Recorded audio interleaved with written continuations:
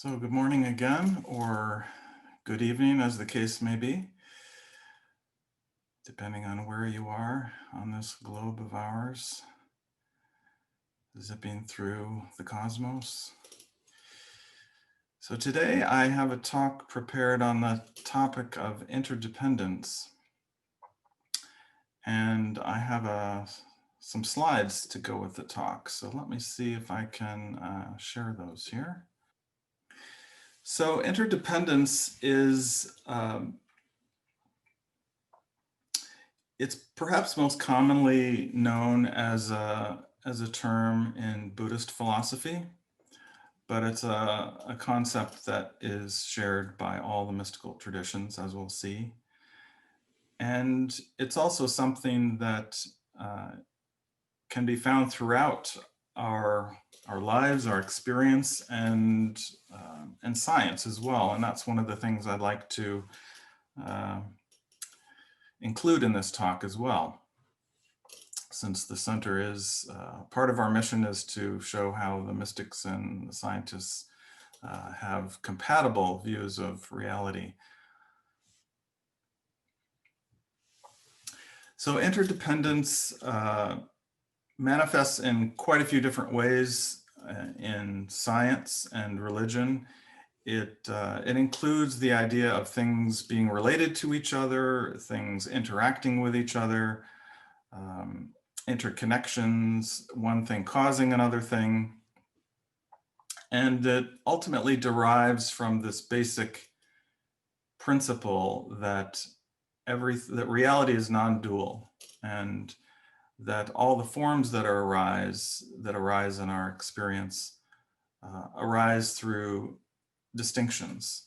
And when a distinction arises, there's an interdependence in the two sides of this distinction. So the basis of this, as I just said, is that reality is non-dual. And the first fundamental of the center's teachings is that consciousness alone is absolutely real. And the second part of that is that the appearance of an objective world distinguishable from a subjective self is but the imaginary form in which consciousness perfectly realizes itself. So this consciousness alone is non-dual, and nevertheless, these appearances of duality arise in this imaginary form that's included and embraced within this non-dual reality. And a key word here to note is imaginary form. So these distinctions that distinguish subject from object and really all things from each other are ultimately imaginary distinctions rather than real distinctions. That's why reality is non-dual.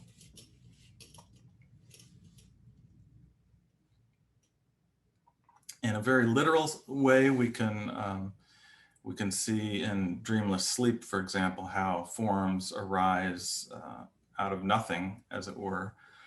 But even in our waking experience, when we distinguish forms such as this gong from what is not the gong, we're imagining a distinction between this and everything else.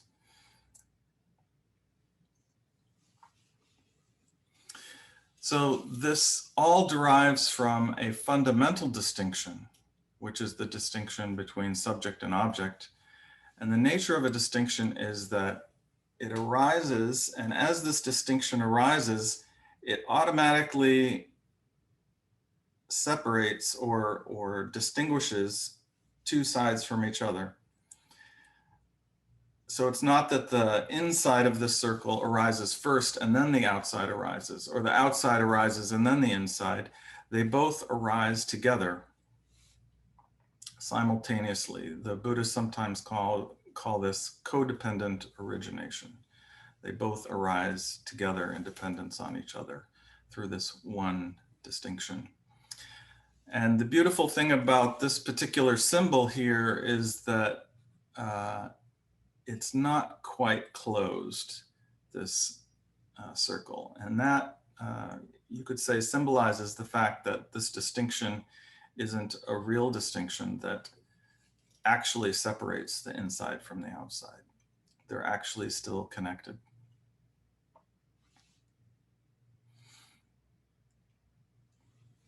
So geometrically on this, with a circle like this drawn in a plane, we would say that this distinguishes an inside from an outside, but this is really a symbol for any kind of distinction.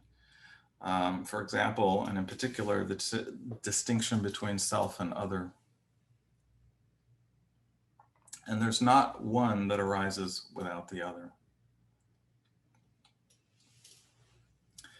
Lao Tzu, the founder of Taoism,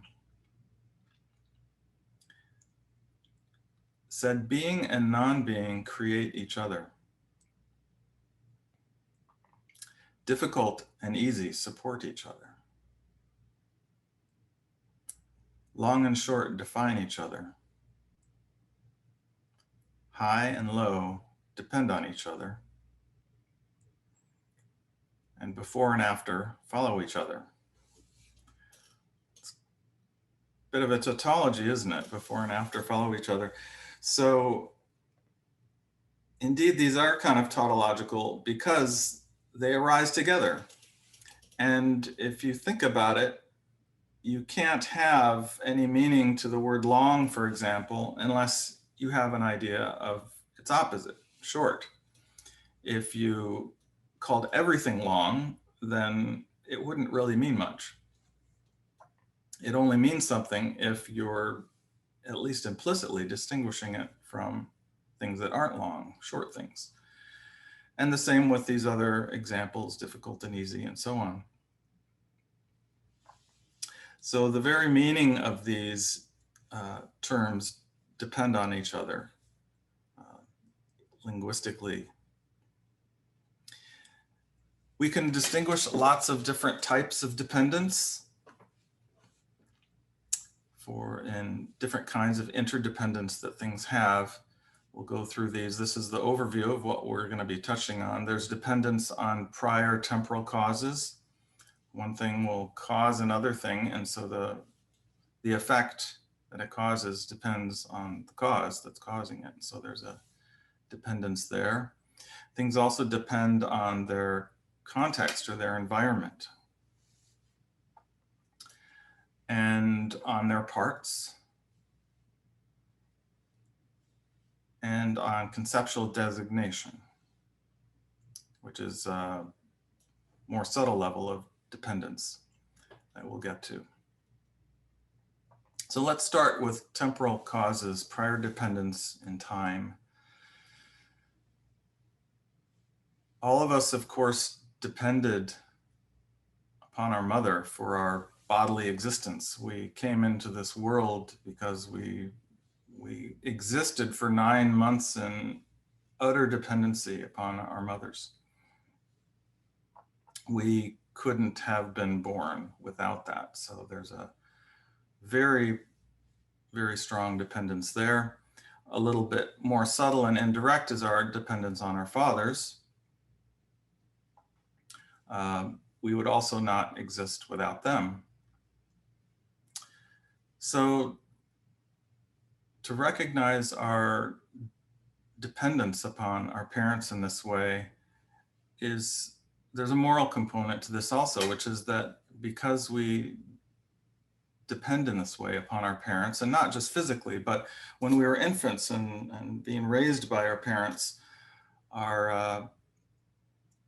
we couldn't have survived without our parents to look after us. Not all species are like this. Some are born and they go off on their own right away, but humans and quite a few other animals depend critically on their parents to take care of them. So there's a very strong dependence there, and we simply would not exist without our parents to conceive and give birth to us and to nurture us. And so we have a debt to our parents because of this dependence that we have on them. Not just physically having given birth to us, but all the care that they gave to us in our early years of growing up. So we have this prior cause in time upon our two parents, and of course each of our parents also depends on their parents. So not quite as direct, but we also indirectly depend on our grandparents because each of our parents depended on their parents just as we depended on ours. And of course, our grandparents had parents, and their parents had parents, and their parents had parents, and so on. So we have this great dependence on a whole bunch of ancestors that, you know, if you go back far enough, we don't even know about them anymore. But this acknowledgement of our dependence upon them is something that reflects reality. It's a fact that we have this dependence, and so if we ignore that, we're ignoring an essential fact of reality. And so it's to pay respects to our ancestors is to acknowledge this reality of our dependence upon them. And if you go back far enough in our ancestors, scientists estimate that probably we all have one common ancestor 10, 20,000 years going back. If you go back far enough, you see the ancestors spread out here. So we have more and more and more ancestors as you go further and further back in time. And pretty soon these start to overlap. So we're all cousins. And if you go back far enough, we all share at least one common ancestor going back 10 or 20,000 years. So in that way, we're all related to each other. We're all brothers and sisters. So this interdependence also shows us that we're all one family in a very real sense.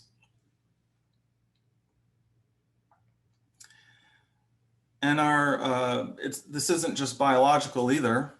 Our society,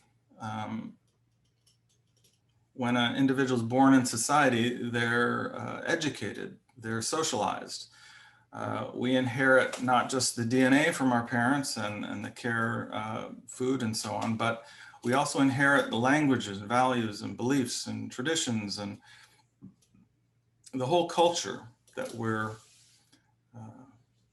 brought up in. And that becomes an essential part of what it means to be human. So we also have this dependence upon the society that came before us. So there's a causation there. And then we as individuals, as we grow up, of course, we participate in this society, and another generation is born and they get educated in that culture. And so there's a loop here, feedback loop of mutual dependence. The individual depends on society and the society depends on the individuals. So we also have a debt of gratitude to our culture that we've inherited and that all of our ancestors have contributed to all of this that we've inherited, our language and everything. And you could go on and on with all sorts of examples of this, particular religious traditions that get passed down from generation to generation, science that gets passed down from generation to generation, people build on it. Our systems of government that get established and the next generation renews that. And individuals, at least in a democratic society, the government, as it says in the Declaration of Independence, the government derives their just powers from the consent of the governed. So there's a feedback there where the government establishes rules and laws and the justice system and social services and all of this. The individuals, in turn, empower those government services and the government itself through their participation in voting, as we here in the United States did recently. And you can go not just to our human ancestors, but if you trace this causation through time back even further, our species arose from predecessor species. And so we're cousins with these other species in the genus Homo, and they're all, we're the only ones that survive at the moment, but they were all related to each other and cousins with each other, going back for millions of years.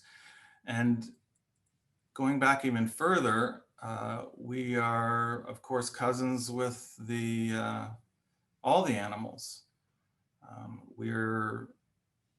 The humans are part of the ape family, and there are primates, and you go on back, and the further you go back, the more animal species we're related to. And so we're not just part of one family of humans, we're part of one family of all of life. And not just animals, but plants and fungi and bacteria, going all the way back billions and billions of years. So we're even cousins with the coronavirus.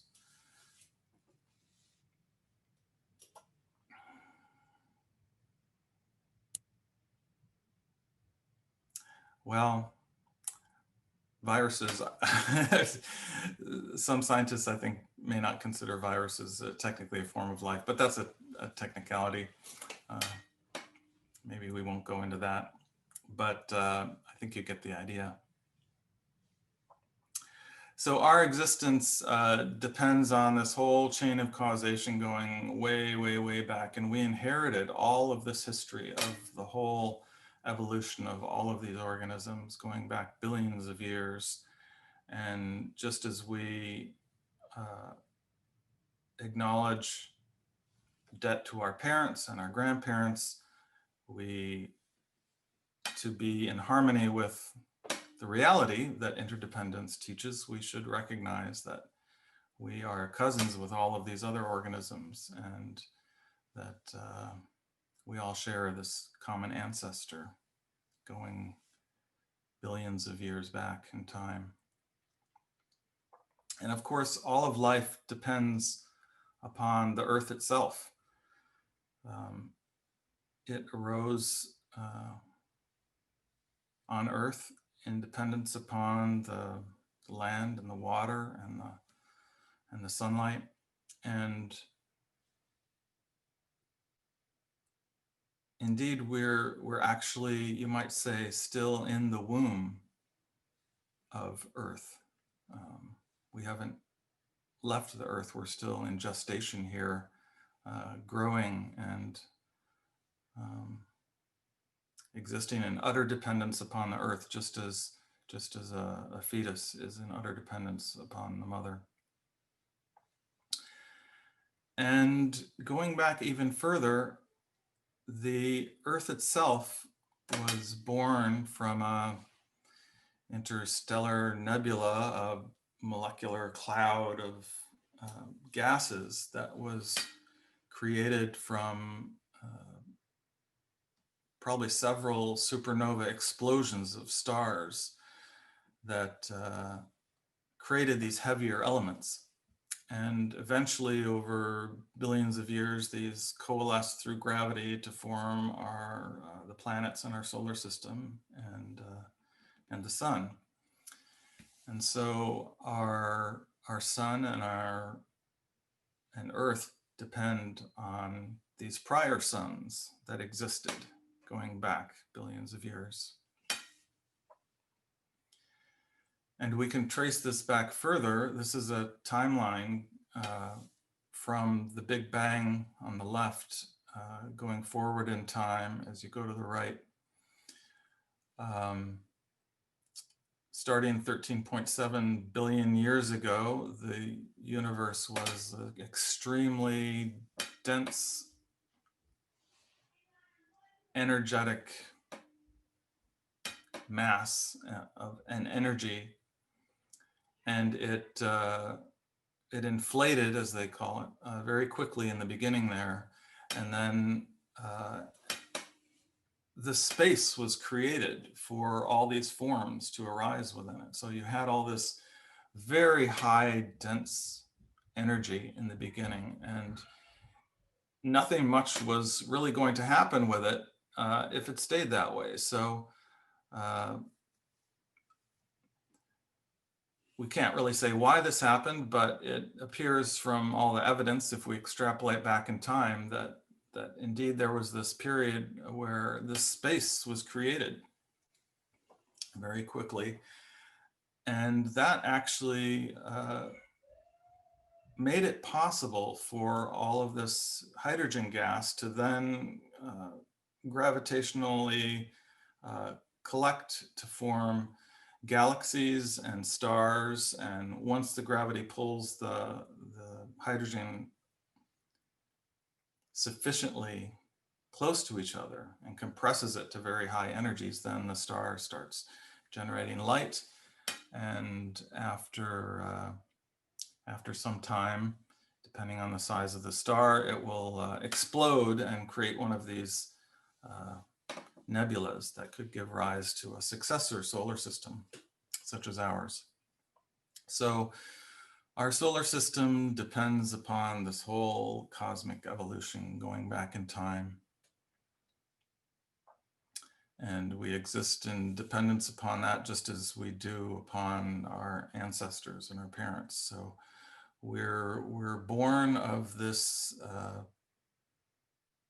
early universe, and we don't know what happened before that or where it came from. It's a mystery. So you might say we're born of a mystery.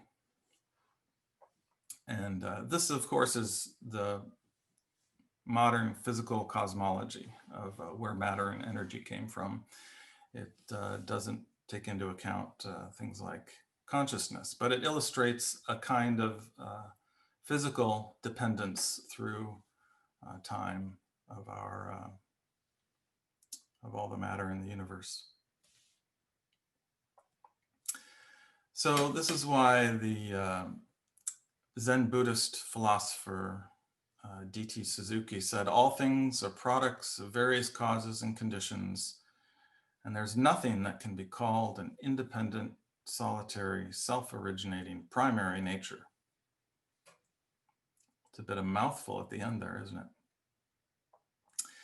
So physically, we see that everything that exists now exists only because of what happened in the early universe and what happened through all the time between now and then, coming all the way up to our parents and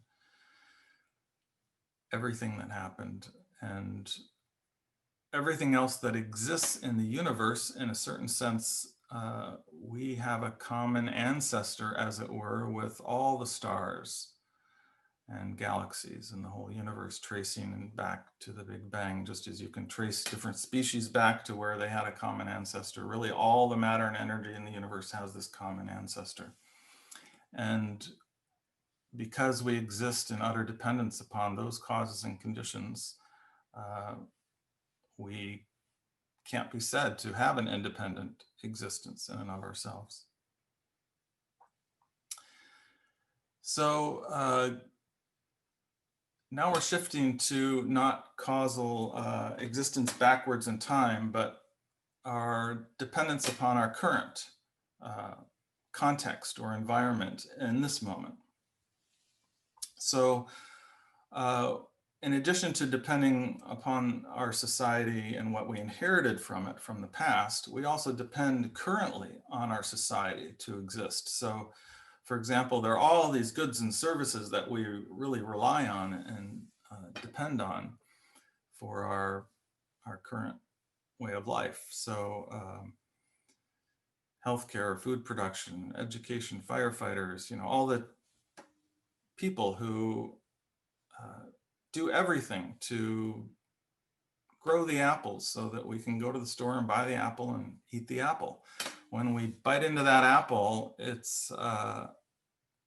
we're participating in this dependence upon all the people who, like our friend Jean, cared for these apple trees and helped them grow and harvested them and brought them to the market and sold them to us. And you could go on and on with all the different ways that we depend on each other, such as that. And because we depend upon each other, we wouldn't be living in accordance with this reality of interdependence if we were to ignore that. So this is why the mystics teach that we should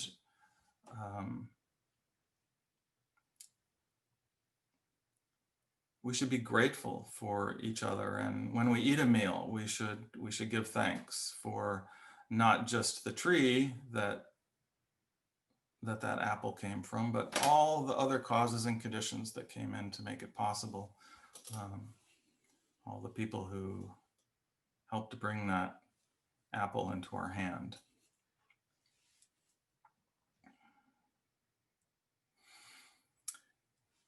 Another way that we depend on our current environment is the air we are breathing right now.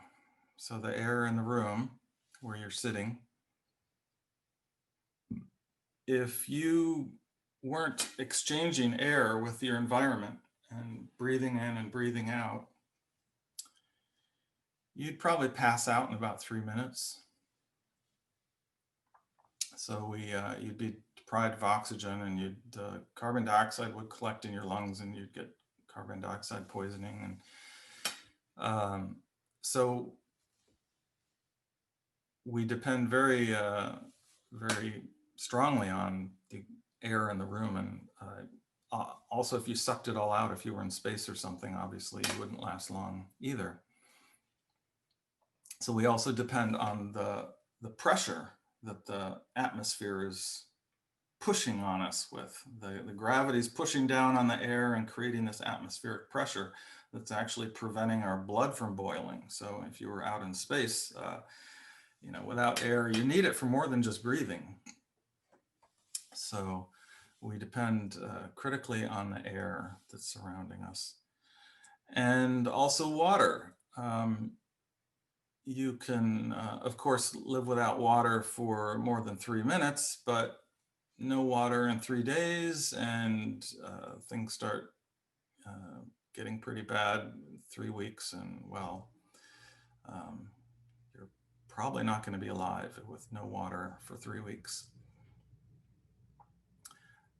And of course, food. Go for 3 weeks, a month, 2 months without food, and you're not gonna be alive either. So we exist in our day-to-day life in dependence upon the air and the water and the food that's in our environment, and the fact that we're exchanging this with the environment on a continual basis. The air, of course, every breath we take is expressing the fact that we exist in dependence upon our environment. Every time we drink water,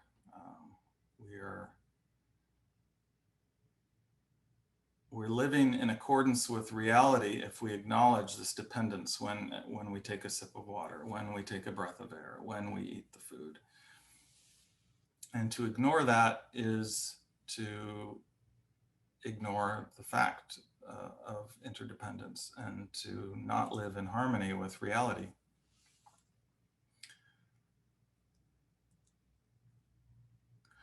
So when we're breathing,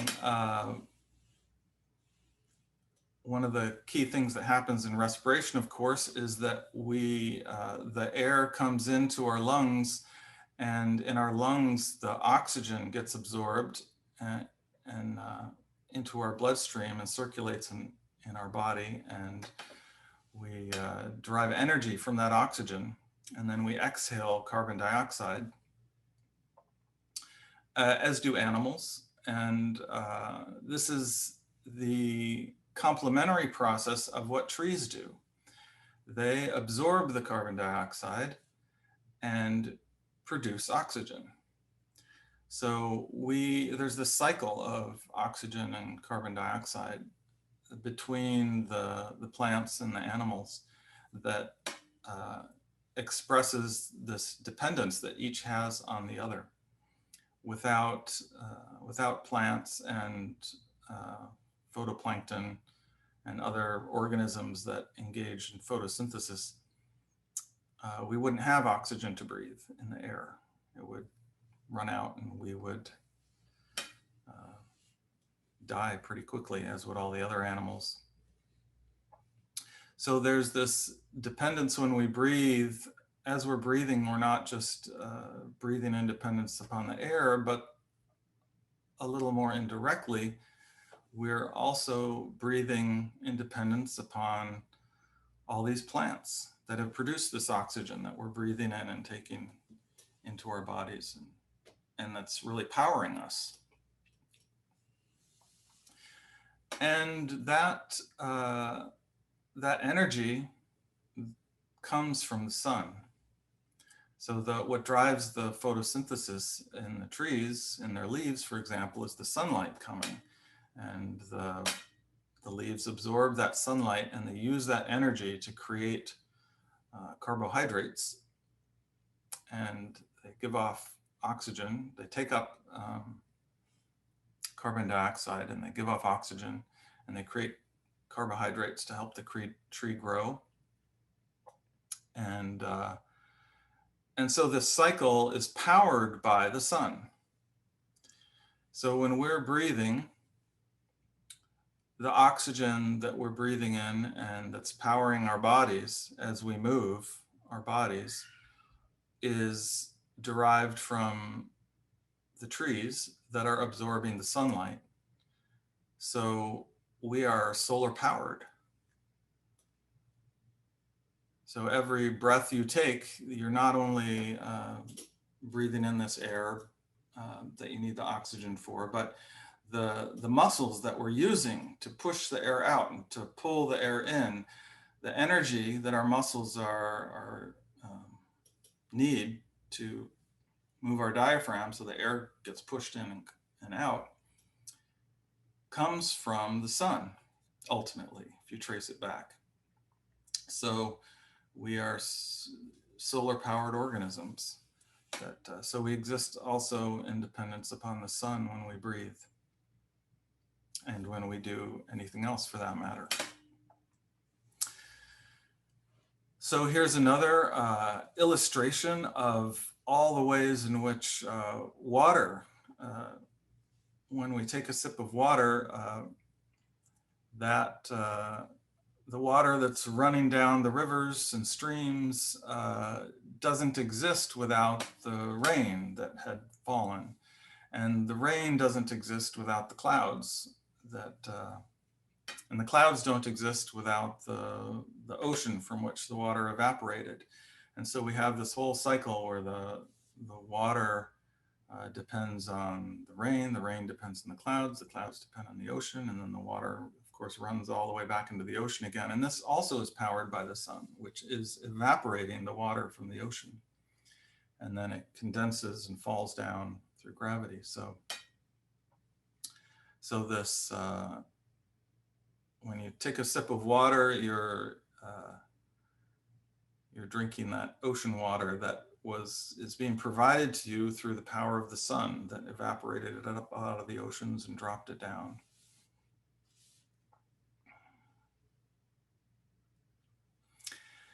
And when we eat, we're participating in this whole web of life of all these organisms that feed on each other in this whole food chain.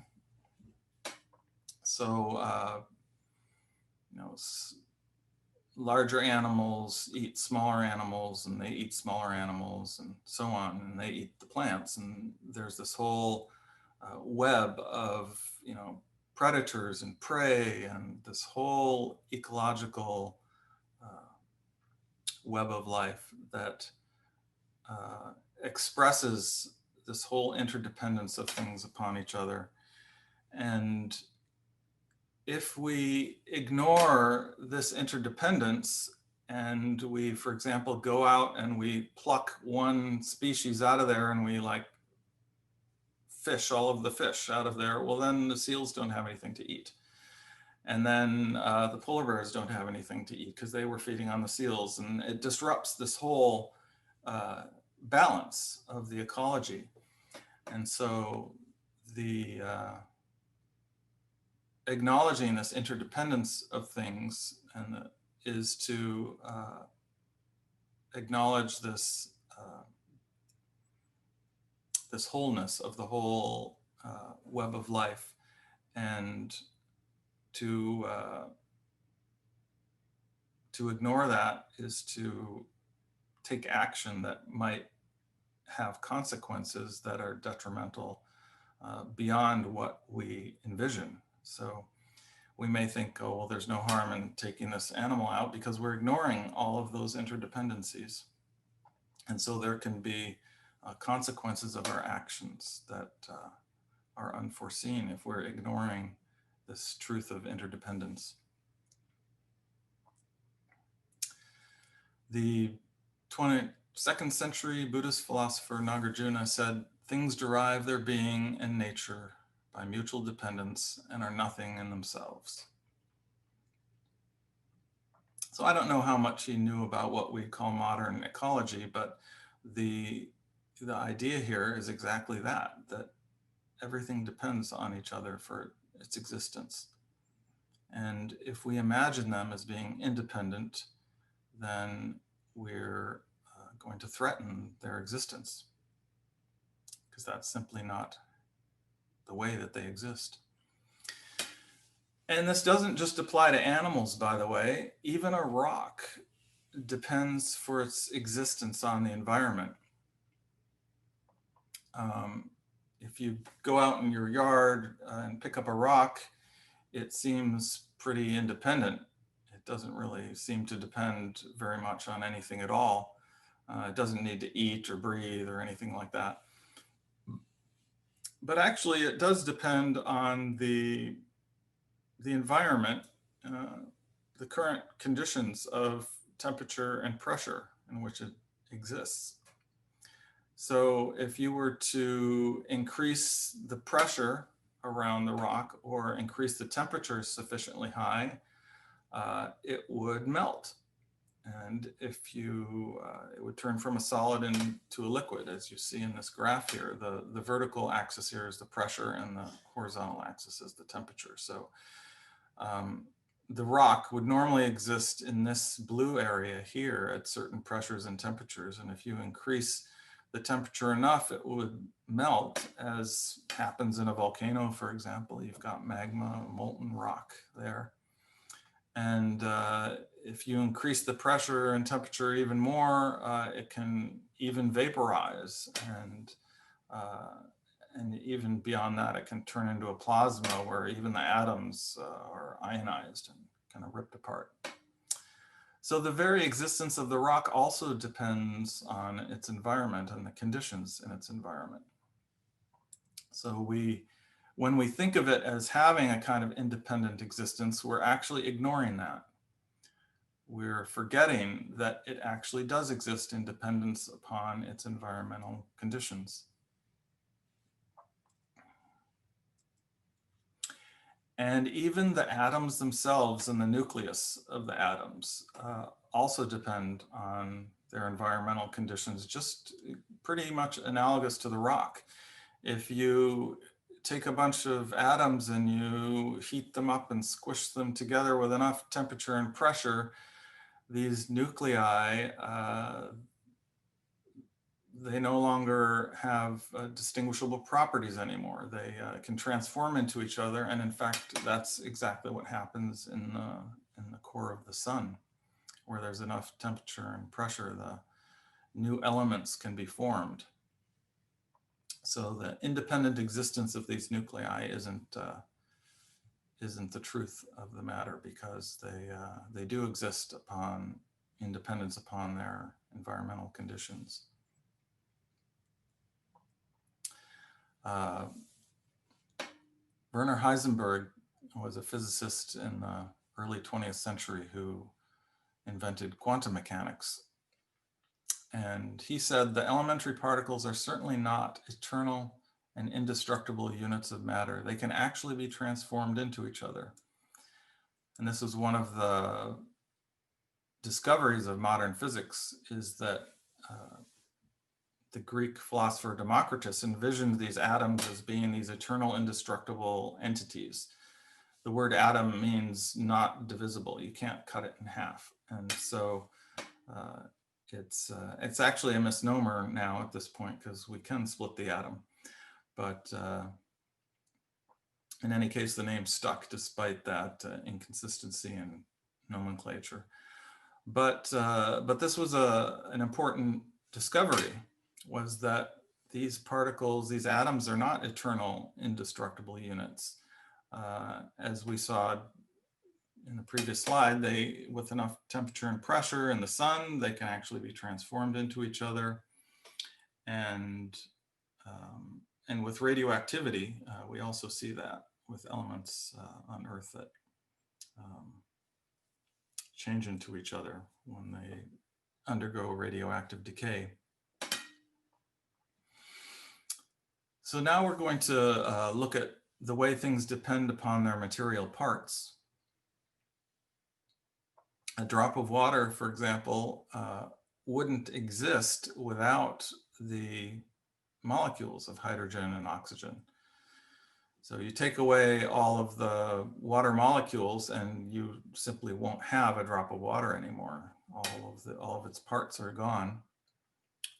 There won't be a drop.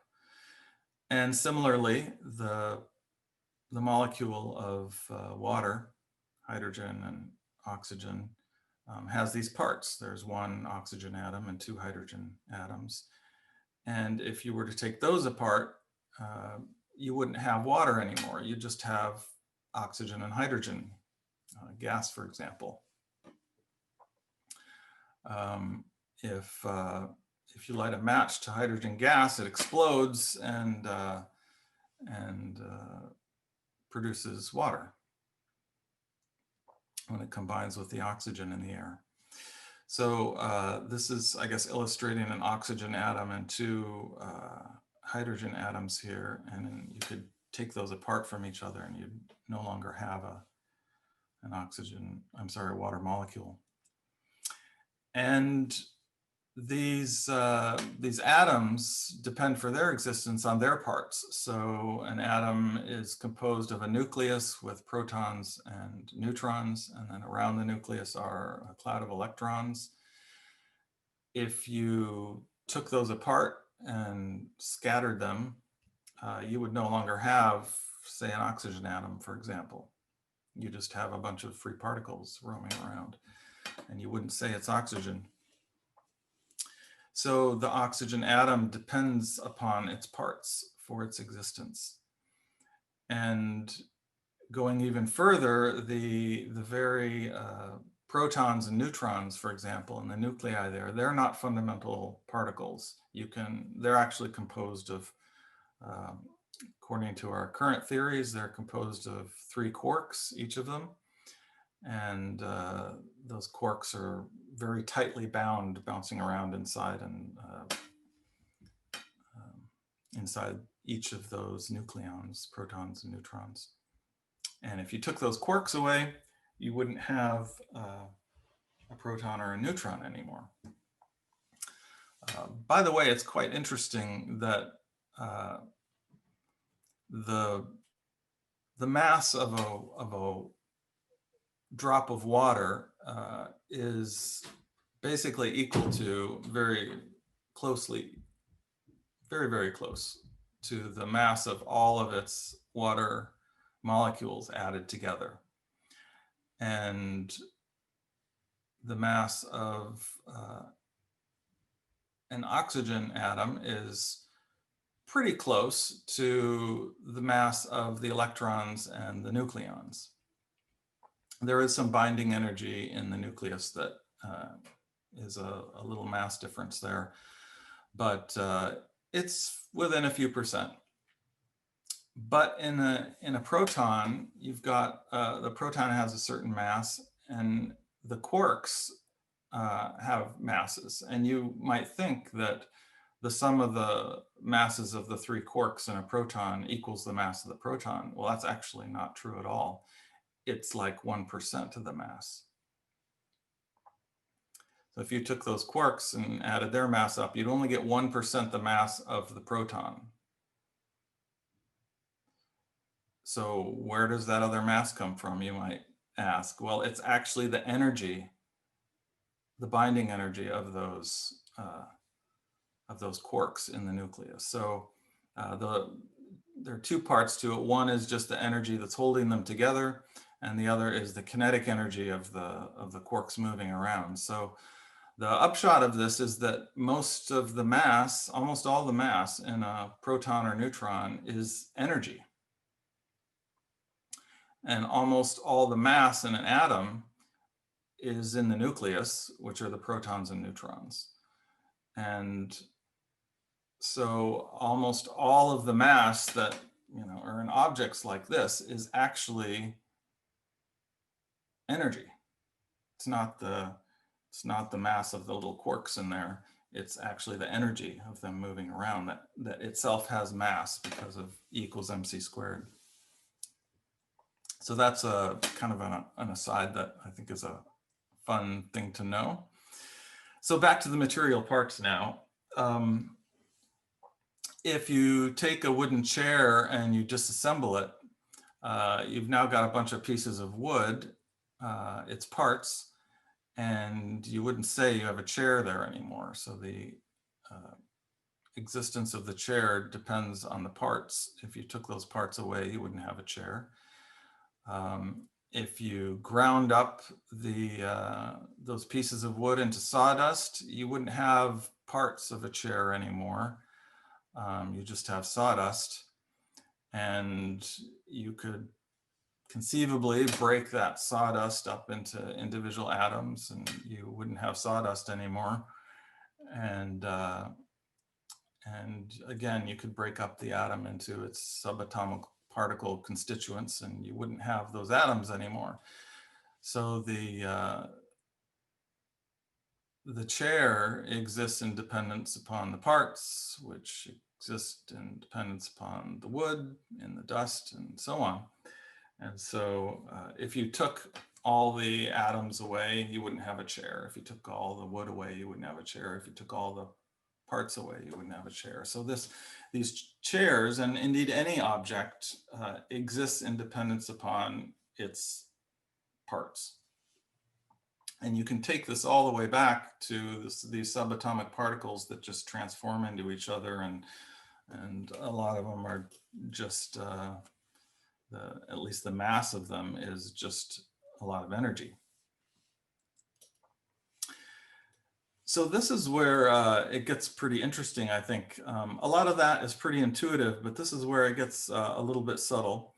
So going back to the chair, if you have the parts arranged in this certain way, you call it a chair. But if you disassemble those parts, you would no longer call that a chair. So in what way did the chair exist?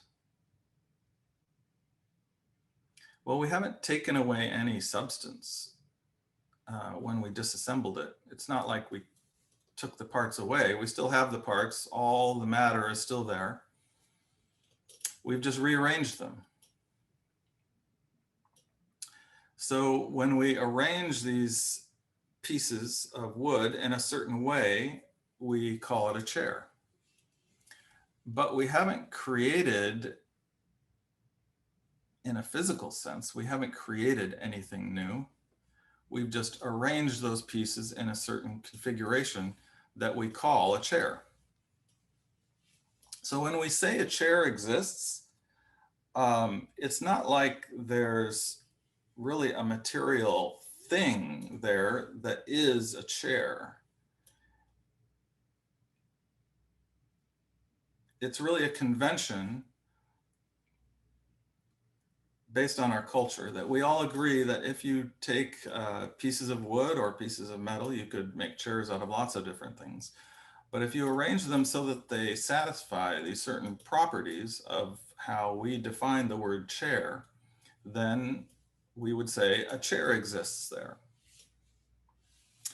So that's what this idea of conceptual designation means, that we conceptually, we designate that to be a chair if it satisfies certain properties. And so chairs exist in dependence upon this definition, this conceptual designation of what chairs are and what they aren't. And you disassemble them and they're no longer chairs because they don't satisfy that definition of a chair anymore. But you haven't destroyed any matter, but there's a sense in which we talk about things existing as if somehow chairs had some real existence, or a gong had some real existence in itself. But actually it's, as a gong, it only exists because we've all agreed that if certain things maybe have this shape and are able to ring when you strike them and things like that, that we will call them a gong. And so its existence as a gong or as a chair depends upon our conceptual designation. And this goes all the way back to sawdust and atoms and particles, by the way.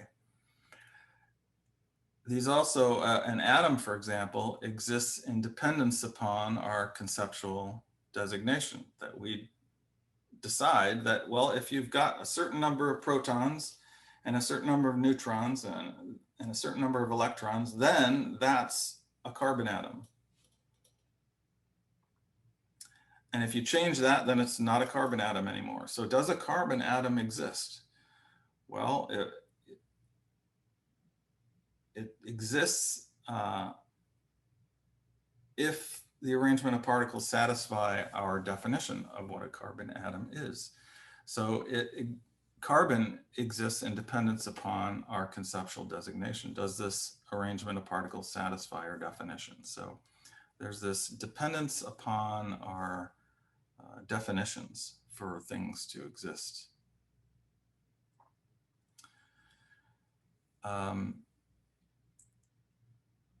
And this is related to our direct experience as well. You can maybe see how this happens in your experience right now. So take a look at the screen here and you'll see, let's see, what are there, 6 stars? And I don't see any particular pattern that's jumping out at me now, but let's move these stars around and pay attention to what your mind does when these stars move.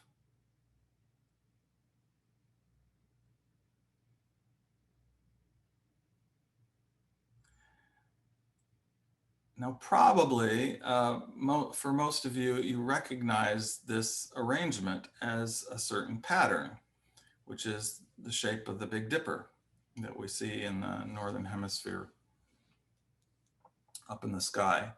So it's not like that dipper is objectively there, that there's actually a dipper in the sky, or that there's something objectively true about the fact that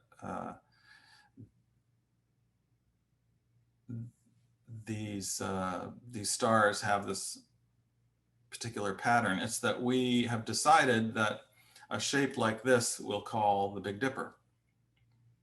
And if you weren't trained to recognize this pattern, you wouldn't see it. You would just see another arrangement of, you would just see another arrangement of stars like this. It wouldn't really mean much to you. These would change like that and you'd say, okay, well, you've moved the stars around again, and that doesn't really mean anything to me. But if you're familiar with that pattern, your mind will superimpose that pattern onto there and say, oh, that's the Big Dipper. So if you can see this happening in your experience, there's a sense in which you can experience directly how your mind is adding this extra layer of superimposition upon the perceptual experience to bring out something that's conceptually designated. We designate this as being the pattern of the Big Dipper. Here's another example. We have 3 black lines, and I don't know, I don't recognize that as meaning anything in particular. It looks like 3 black lines. But if I move them together like this, now all of a sudden, that's the letter A. And we're so conditioned to see that arrangement of lines as the letter A that it's hard not to see it as the letter A. This is actually, I'm not an artist myself, but I think a lot of what artists do, from what I understand, is try and unsee some of these things that the mind does. The mind's conditioned to see certain patterns, and can we let that go and return back to kind of more of the raw perceptual experience without this overlay of interpretation on it, and maybe interpret it a different way. So this is, again, a kind of conceptual designation. When 3 lines are arranged in this particular way, we superimpose, we conceptually designate, that's the letter A. And there's nothing objectively true about that. It's something that we learn in our culture. Someone from another culture who never learned our alphabet might not recognize that, just as probably most of us wouldn't recognize most Chinese characters. So we also do this with our experience of objects like rocks. Our mind takes this combination of sensory experiences, what it looks like, what we see, what we hear, if we tap it, what it smells like, what it feels like. And if it satisfies certain conditions, then our mind automatically says, oh, well, that's a rock. And we forget that that actually exists as a rock, and because we have learned to conceptually designate these kinds of patterns of sensations as being a rock, just like we learn to see that pattern of stars as the Big Dipper, or that pattern of lines as the letter A. We learn to experience this combination of sights and touch and sound as being a rock. And to remind us that that's what's happening is that our conceptual designation is something more than what we're actually directly experiencing. The Buddha said in one of his sutras, in what is seen, there's nothing but what's seen. In what's heard, there's nothing but what's heard. In what's felt, there's nothing but what's felt. What's smelled, there's nothing but what's smelled. What's tasted, there's nothing but what's tasted. And in what's thought, there's nothing but what is thought. So we have these sights and smells and feelings and so on, and then our thoughts come in and superimpose something on them. And if we don't recognize that they exist in dependence upon that thought coming in and designating them as something conceptually, then we are under the delusion that they have an independent existence, that's just given to us. That's just what it is. It's a rock, and it has nothing to do with us or our conditioned way of experiencing things. So this is another important type of interdependence that things have.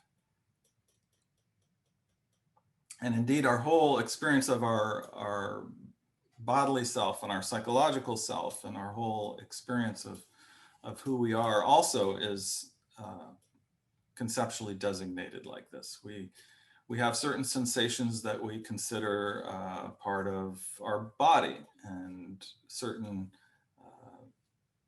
experiences that are more mental that we consider part of our minds, and so on. And other sensations, if we see something, the sun in the sky, we wouldn't experience the sun as part of ourself. We put that on the other side of the line. And these are all conceptual designations. We learn to divide up the world like this and designate this, and that, and just like the Big Dipper and the rock and the letter A, we're conditioned to organize our experience in this way. And then if we forget that, then we suffer because we think that that's the way things really are in themselves. And we're, again, ignoring the fact that they exist in dependence upon other things. And finally, this one other kind of dependence is what you could call dependence on the base of reference, or dependence on our basic assumptions about things, or our conceptual framework that is underlying how we're seeing things. So in the modern Copernican view of the solar system, the sun is at rest in the center of the solar system, and all the planets are orbiting around the sun. And this is, of course, what we all learn in grade school. But it wasn't always that way. Before Copernicus, the prevailing view of the solar system was that the Earth was at rest. So the Earth wasn't moving, but the sun was moving, and all the other planets were moving as well. So this is a different frame of reference, or base of reference, which is a framework for interpreting our experience of what we see, how the planets move in the sky and all of this. And it actually changes what we think is real and what we think isn't real. So if we watch the sun go across the sky and we take for granted the Copernican view of things, we interpret that as being an apparent motion due to the rotation of the Earth. So we would say, well, the sun isn't really moving across the sky, it's that the Earth is rotating in space, and the sun is at rest in the center of the solar system.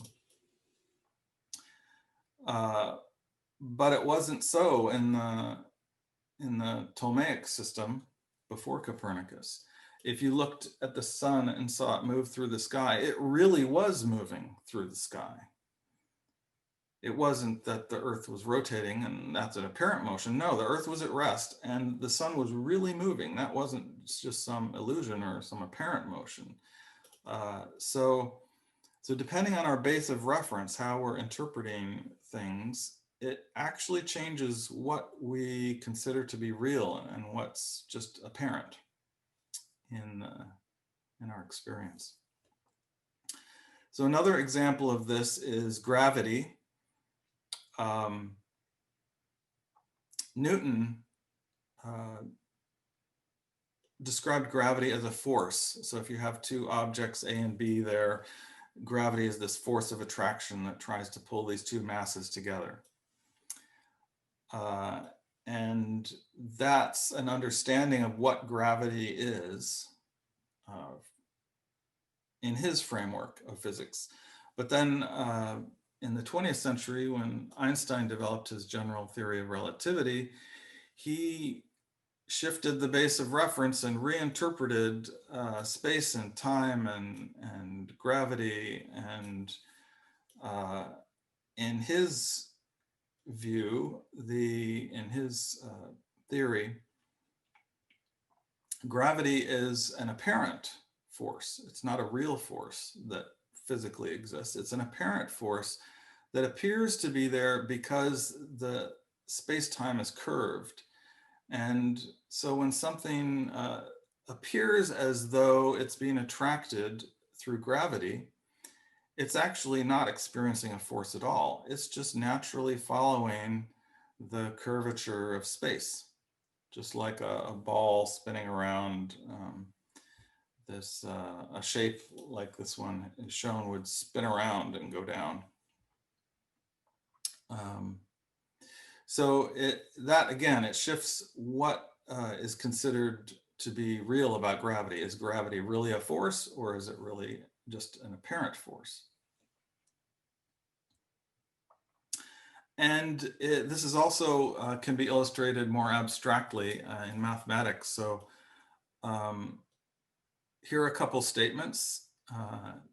10 plus 4 equals 2. And the sum of the angles in a triangle is greater than 180 degrees.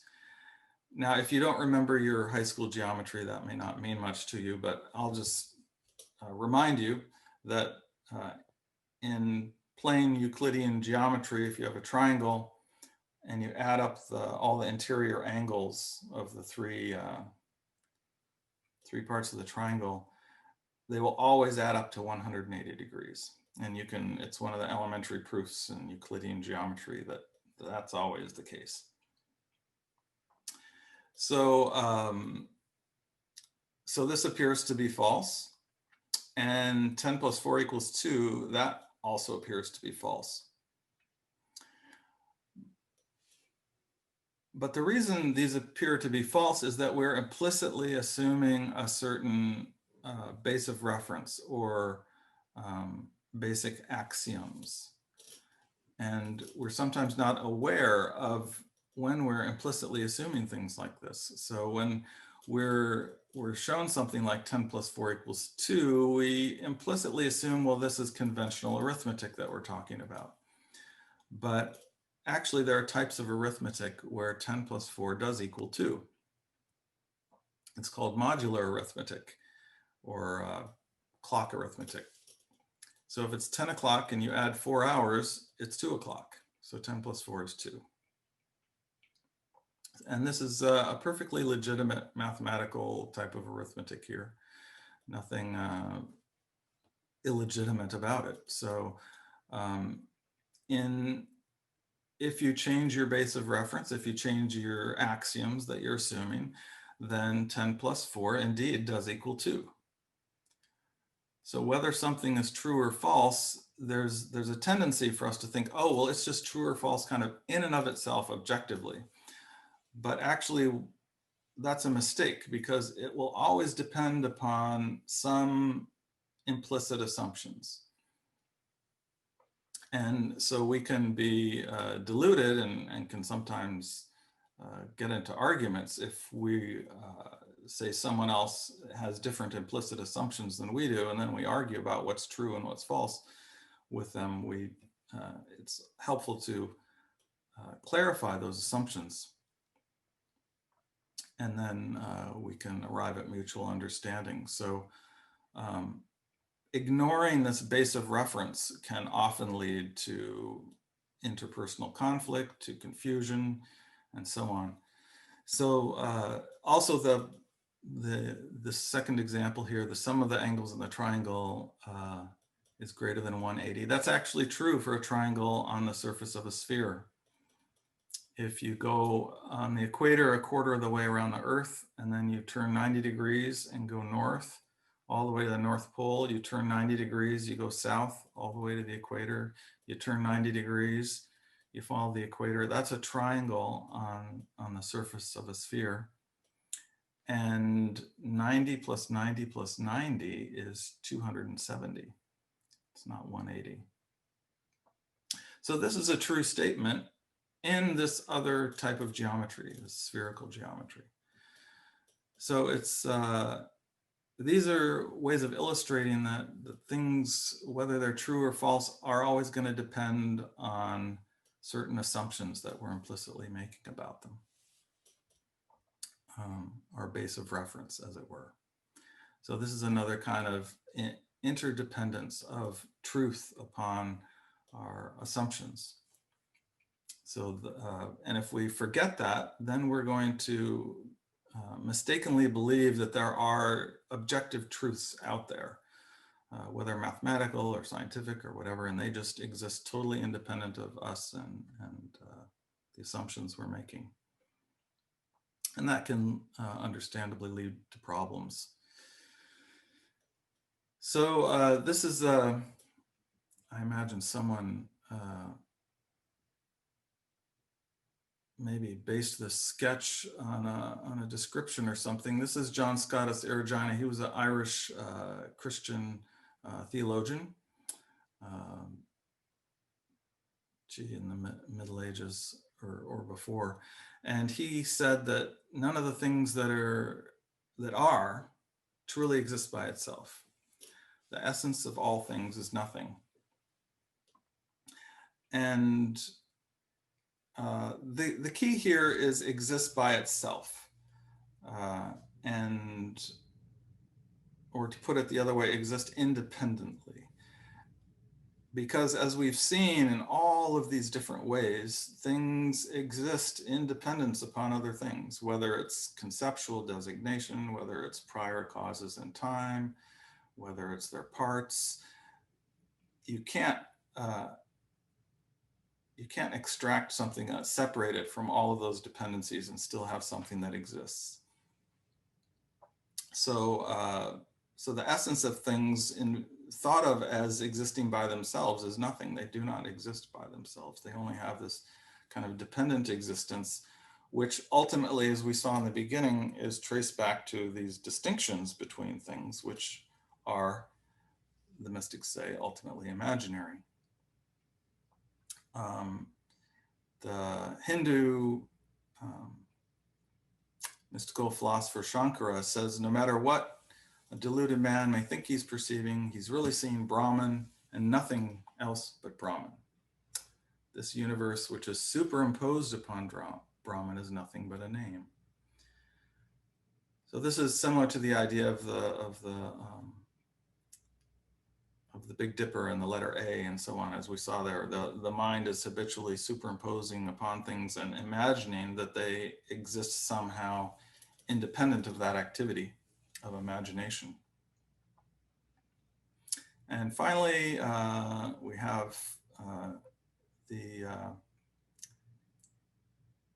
Sufi mystical philosopher Ibn Arabi, who said, there's nothing in existence except God. So if things don't exist independent of themselves, well, what's left to exist except the non-dual reality? So we're kind of back to where we started.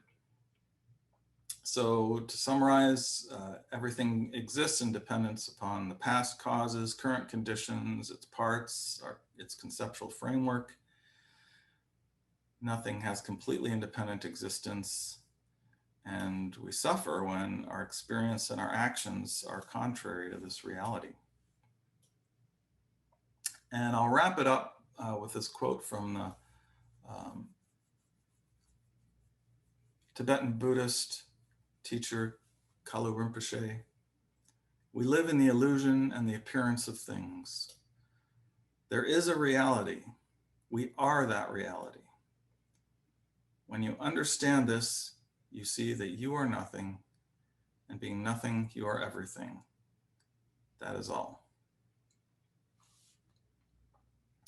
And that is all I have to share here for my presentation today. So let me open this up to questions now, or comments, or anything else anyone would like to share.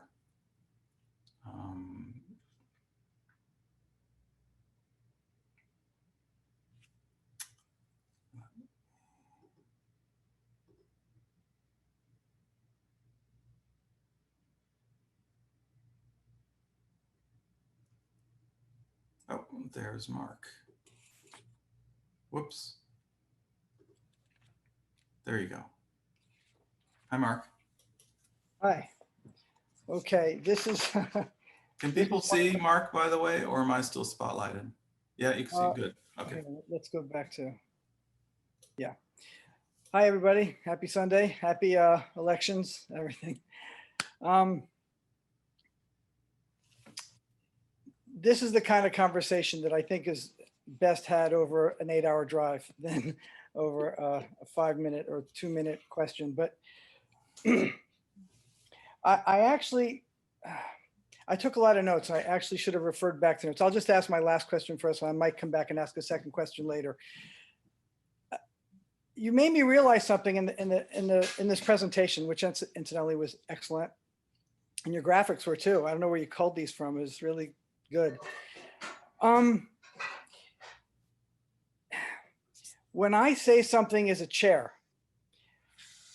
what I think I mean by that is this appearance here has a certain function. Like we can sit on it and feel safe that we're not going to hit the ground or whatever.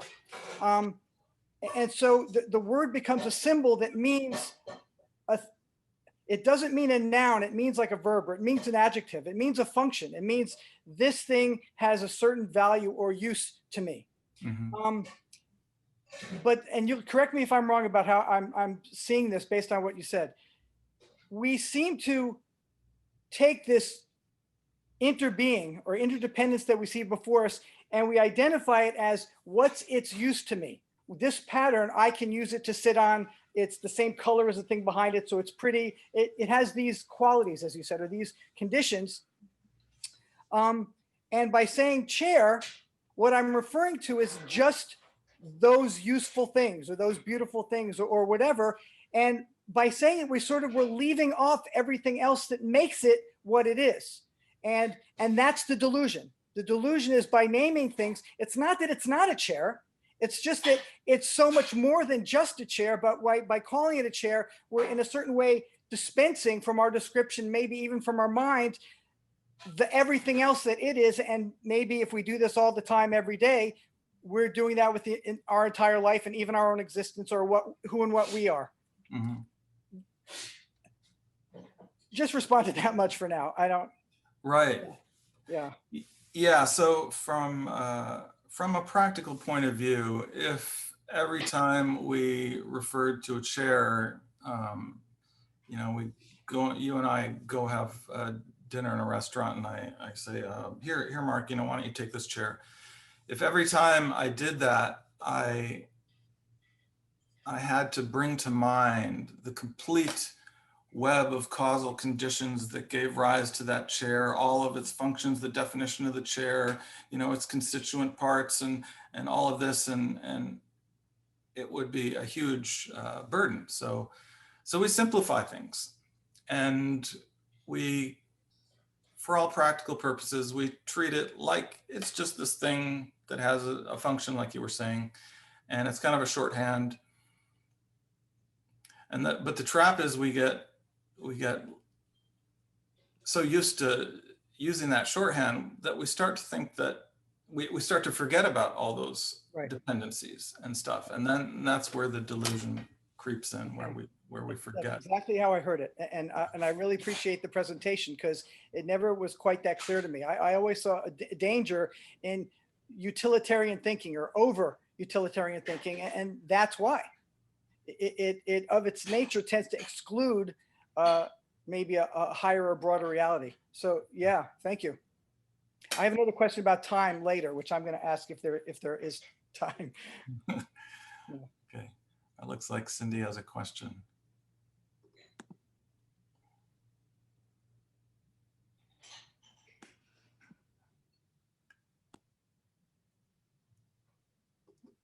Let's see, can you? Okay, am I unmuted? Yes, I can hear you. Oh, great.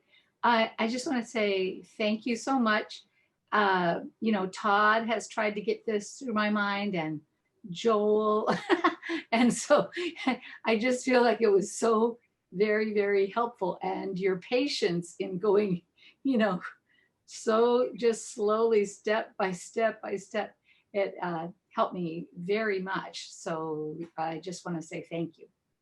You're welcome. Thanks. It's nice to hear that it was helpful. The way you started, it didn't go the way I expected it to, because you get this whole thing about prior origination and things leading to that, and parents leading to children, and generations leading to parents, and atoms leading to the whole thing. And we have this thing called time that's a condition for everything. It's part of the process of interdependence, Mhm. and yet it doesn't. I have this sort of a similar question about time itself, where it seems to describe the process of how things get connected, but in and of itself isn't a function. It's more just part of the description. It's not like, I don't even say a thing because it's not even a verb. It's just the way we talk about how it came to be this way. And I was hoping you could just say something, anything about time. Joel, you can too.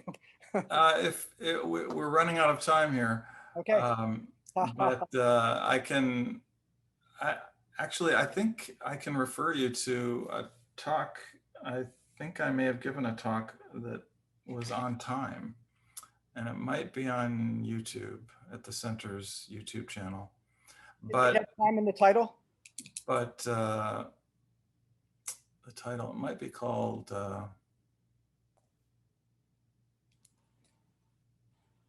Investigating the Nature of Time. Good. Okay. If it's not a video, it's definitely an audio. But briefly, you're right that the time itself is a framework, a conceptual framework that's taken for granted in this whole description of cause and effect and all of this sort of thing. And so when we talk about things being related by cause and effect and going back through time and all of that, we're implicitly assuming this thing called time. And that's one of our assumptions that is taken for granted implicitly and all of that, that is itself part of the base of reference, you might say, for that description.